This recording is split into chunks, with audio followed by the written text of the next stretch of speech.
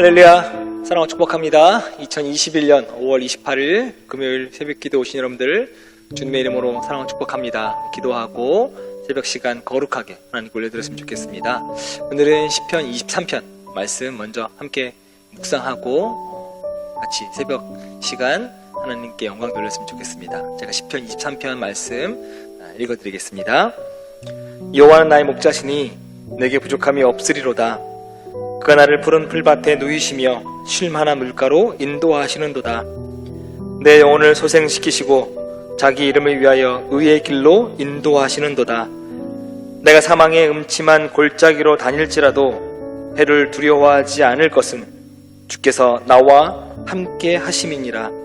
주의 지팡이와 막대기가 나를 안위하시나이다. 주께서 내 원수의 목전에서 내게 상을 차려주시고 기름을 내 머리에 부으셨으니 내 잔이 넘치나이다.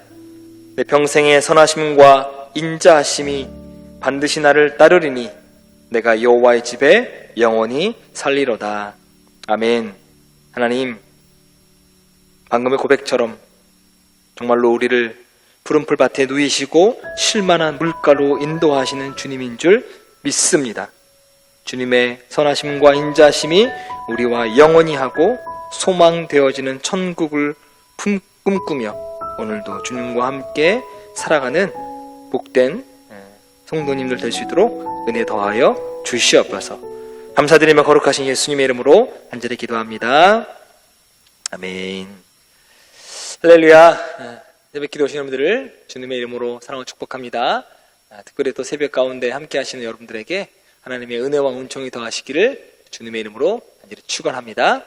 오늘은 잠언 15장 1절에서 18절 말씀 갖고 여러분과 함께 은혜를 나누고자 합니다. 제가 좋아하는 단어가 있습니다. 고람데오라고 하는 단어인데요. 아마 여러분들도 많이 들어보셨을 법한 단어입니다. 제가 예전에 섬겼던 교회 찬양팀 이름을 만들어야 되는데 청년들과 함께 모여가지고 무슨 이름을 만들까 막 성경을 뒤적거리기도 하고 함께 기도하기도 하고 나눠보기도 하다가 하나님이 저에게 하나님 앞에서 라고 하는 그 마음을 주셨어요. 그걸 찾아보니까 라틴어로 코람데오라고 하는 단어가 있어서 제가 예전에 섬기던 찬양팀의 이름을 코람데오라고 지은 적이 있습니다. 그만큼 참 코람데오라고 하는 단어를 참 좋아합니다. 코람데오라고 하는 뜻은 라틴어인데요. 이 앞에서 라고 하는 뜻의 라틴어 코람과 하나님이라고 하는 뜻의 라틴어 데오가 이게 붙어서 합성어가 돼서 하나님 앞에서 라고 하는 뜻인 코람데오라고 하는 뜻입니다. 즉 쉽게 설명하면 매 순간순간마다 하나님 앞에 서 있는 사람처럼 하나님의 영광 아래 살아가라는 뜻 가진 단어입니다. 오늘 본문을 보면 3절에 이 코람데오라고 하는 단어를 잘 설명해 주는 본문이 나옵니다. 3절을 보면 이렇게 말씀을 시작해요. 여호와의 눈은 어디서든지 악인과 선인을 감찰하신다 라고 말씀합니다. 이 감찰한다 라고 하는 말은 단순히 그냥 무심결에 성의 없이 쳐다보는 게 아니라 하나하나를 아주 주의 깊게 살펴본다, 아주 자세하게 관찰한다 라고 하는 뜻이거든요. 즉 본문을 통해서 하나님께서 인간의 내면, 외적, 그리고 내적 행동, 생각 이 모든 것들을 하나님께서 살피시는데 그냥 살피시는 것이 아니라 관찰하신다, 아주 주의 깊게 살펴보신다 라고 하는 겁니다. 즉 한마디로 하나님 앞에서 우리 인간은 숨길 수 없는 존재다. 하나님은 우리 모든 인간들을 다 감찰하고 계신다, 속속들이 살펴보고 계신다 라고 하는 겁니다. 바로 우리는 어떤 마음으로 살아가야 되냐? 하나님이 다 지켜보고 계시니 우리는 코람데오, 하나님 앞에서 매 순간순간마다 하나님의 영광을 위해서 살아가는 존재라고 하는 말씀을 3절에서 하고 있습니다. 아프리카 마사이족이 시력이 좋기로 유명하다고 합니다. 그들은 대부분 수천 미터 떨어진 곳에서 그 움직이는 동물을 잡아야 되기 때문에 정확한 식별해야 되기 때문에 아주 멀리 볼 수 있는 시력 능력을 가진 족이라고 합니다. 이들이 다른 사람과 비교해서 아주 월등한 능력을 가졌습니다. 그럼에도 불구하고 이들에게도 한계가 있습니다. 아주 멀리 있는 것, 그리고 빠르게 움직이는 건 다른 민족들이나 다른 종족들보다는 잘 할 수 있지만 이들이 할 수 없는 것, 이들에게 한계라고 하는 것은 무엇이냐면 사람의 마음과 생각까지 꿰뚫어 볼 수 없다라고 하는 거지. 시력이 아무리 좋아도 사람의 마음, 사람의 생각까지 읽을 수 없다라고 하는 거고요. 또 하나, 앞을 보면서 옆을 보지 못하고 옆을 보면서 뒤를 보지 못하는 거죠. 함께 모든 걸 할 수 없는 한계가 이들에게 있습니다. 뭐 이들에게만 있겠습니까? 모든 사람에게 다 있습니다. 사람에게는 마음과 생각을 읽을 수 없고 앞을 바라보면서 옆을 볼 수 없고 옆을 보면서 뒤를 볼 수 없는 한계가 우리 인간에게는 있다라고 하는 겁니다. 그러나 하나님에게는 이러한 제약이 없죠. 어떤 고성능 카메라보다도 뛰어난 눈을 가지고 계신, 온 세상을 편지하셔서 세상을 모든 일들을 다 아시는 분, 모든 심령의 생각을 감찰하시는 분, 바로 우리 하나님이십니다. 그래서 하나님은 세상의 모든 일들을 다 알고 계십니다. 이걸 가르쳐 우리를 뭐라고 이야기하냐면 하나님의 전지하다라고 말하고 있습니다. 다 알고 계시고 다 보고 계시다라고 하는 거죠. 또한 하나님은 인간과 달리 시공간의 제약을 받지 않으십니다. 공간을 초월해서, 시간을 초월해서 모든 곳에 존재하십니다. 이걸 편지하신다 또는 전지전능하다라고 이야기합니다. 다윗은 이러한 하나님의 편지하심에 대해서 이렇게 증언합니다. 내가 주의 신을 떠나 어디로 가며 주의 앞에서 어디로 피하리이까? 내가 하늘에 올라갈지라도 거기 계시고 음부의 자리를 펼지라도 거기에 계신다라고 말합니다. 안 계신 곳이 없다라고 하는 거지. 하나님의 눈을 피해서 도망가 보려 하더라도 하나님은 거기에 이미 와 계셨고 보고 계시다라고 하는 다윗의 고백. 이러한 편지의 속성으로 인해서 하나님은 세상의 모든 일들을 알고 계시고 모든 일들을 감찰, 즉 속속들이 들여다보고 계시다라고 하는 겁니다. 고람되오, 하나님은 모든 인생 행위를 감찰하시는 분입니다.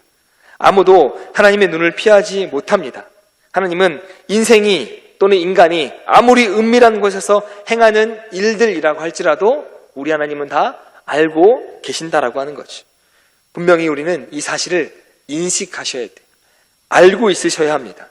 왜냐하면 이 사실을 분명히 인식할 때 우리가 올바른 삶을, 바른 삶을 살 수 있기 때문이죠. 누가 보든지 누가 보지 않든지 우리는 올바른 바른 삶을 살 수 있습니다. 사람이 보지 않더라도 하나님이 보고 계시다라고 하는 믿음을, 하나님이 보고 계시다라고 하는 인식을 갖는 우리는 올바른 믿음 생활을 할 수밖에 없습니다. 생각해 보세요. 언제 어디서든지 아무리 은밀한 곳에서도 또한 우리의 생각까지, 우리의 마음까지 그 심판자 되시는 하나님이 다 들여다보고 계시다, 살펴보고 계시다, 속속들이 감찰하고 계시다 라고 한다면 그럼 우리가 말, 생각, 행동을 쉽게 할 수 있겠습니까? 하나님이 보고 계신데. 그러므로 전지전능하시며 편지하셔서 우리의 심령을 감찰하시는 하나님을 의식하는 여러분 되시기를 주님의 이름으로 부탁을 드립니다. 하나님을 믿는다고 하면서 공공연하게 죄를 짓고 또 아무도 보지 않는다고 해서, 아무도 모른다고 해서 망령되이 행하고 망령되이 말하고 하나님이 원하지 않는 부정한 일들을 하고 또한 하나님을 만홀히 여기는 죄 범하지 않는 여러분 되시기를 주님의 이름으로 부탁을 드립니다. 그러므로 우리는 누가 보든지 누가 보지 않든지 올바른 믿음으로, 올바른 생각으로, 올바른 행동을 하셔야 되는 존재입니다. 왜냐하면 우리는 하나님 앞에서 하나님의 영광을 드러내는 하나님의 자녀이기 때문입니다. 고람되오, 하나님 앞에서 오늘 다시 한번 이 단어, 다시 한번 이 믿음 가운데에서 하나님의 영광을 위해서 살아가시는 저와 여러분 되시기를 주님의 이름으로 간절히 축원합니다. 기도하겠습니다. 사랑과 은혜가 많으신 하나님, 누가 보던 보지 않던 우리는 항상 하나님 앞에서 사는 사람들인 줄 믿습니다. 하나님 앞에서 하나님의 영광을 위해서 말과 생각과 행동을 믿음의 사람으로, 또 하나님이 원하시는 사람으로 정결하게, 정직하게, 또 거룩하게 만들어 나가는 저희들의 모든 삶이 될 수 있도록 은혜 더하여 주시옵소서. 그래서 정말로 세상과 구별되는 거룩한 삶, 세상과 다른 하늘나라의 법으로 살아가는 삶, 그래서 하나님께서 칭찬받기에 부족함이 없는 하나님의 거룩한 자녀들 모두가 될 수 있도록 우리 학대 모든 성도들을 축복하여 주시옵소서. 오늘도 주와 동행하기 소망합니다. 기도할 때에 역전케 하시는 하나님의 능력의 손을 간구합니다. 주님 도와주시옵소서. 감사드리며 거룩하신 예수님의 이름으로 간절히 기도합니다. 아멘. 지금부터 잠언 15장 1절에서 18절 안으로 들어가셔서 하나님의 깊은 사랑을 경험하시길 바랍니다. 유순한 대답은 분노를 쉬게 하여도 과격한 말은 노를 격동하느니라.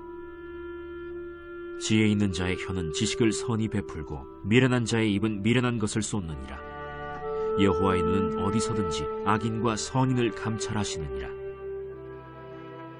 온순한 혀는 곧 생명나무이지만 패역한 혀는 마음을 상하게 하느니라. 아비의 훈계를 업신여기는 자는 미련한 자요 경계를 받는 자는 슬기를 얻을 자니라.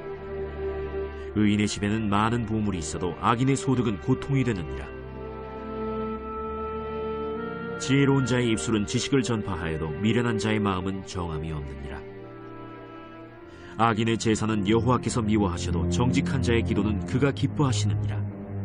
악인의 길은 여호와께서 미워하셔도 공의를 따라가는 자는 그가 사랑하시느니라. 도를 배반하는 자는 엄한 징계를 받을 것이요 견책을 싫어하는 자는 죽을 것이니라. 수올과 아바돈도 여호와의 앞에 드러나거든 하물며 사람의 마음이리요. 거만한 자는 견책받기를 좋아하지 아니하며 지혜 있는 자에게로 가지도 아니하느니라. 마음의 즐거움은 얼굴을 빛나게 하여도 마음의 근심은 심령을 상하게 하느니라. 명철한 자의 마음은 지식을 요구하고 미련한 자의 입은 미련한 것을 즐기느니라. 고난받는 자는 그날이 다 험악하나 마음이 즐거운 자는 항상 잔치하느니라. 가산이 적어도 여호와를 경외하는 것이 크게 부하고 번뇌하는 것보다 나으니라. 채소를 먹으며 서로 사랑하는 것이 살찐 소를 먹으며 서로 미워하는 것보다 나으니라. 분을 쉽게 내는 자는 다툼을 일으켜도 노하기를 더디하는 자는 시비를 그치게 하느니라.